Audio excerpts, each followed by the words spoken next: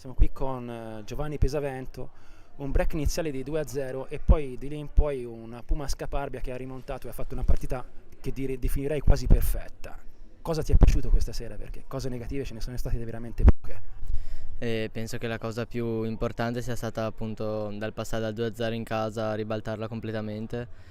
E dopo la partita che avevamo fatto contro il centro, che avevamo preso una batosta che non ci aspettavamo, ci serviva una partita che ci desse fiducia. Infatti oggi tutti sono sacrificati e penso che questo è quello che ci ha portato alla vittoria. Eh, Cosa valorizzeresti di più a livello tattico, anche tecnico, di questa partita? Qual è E stato, dicevo, se c'è stato un salto di qualità nei tuoi compagni insomma, nell'impostazione generale della partita?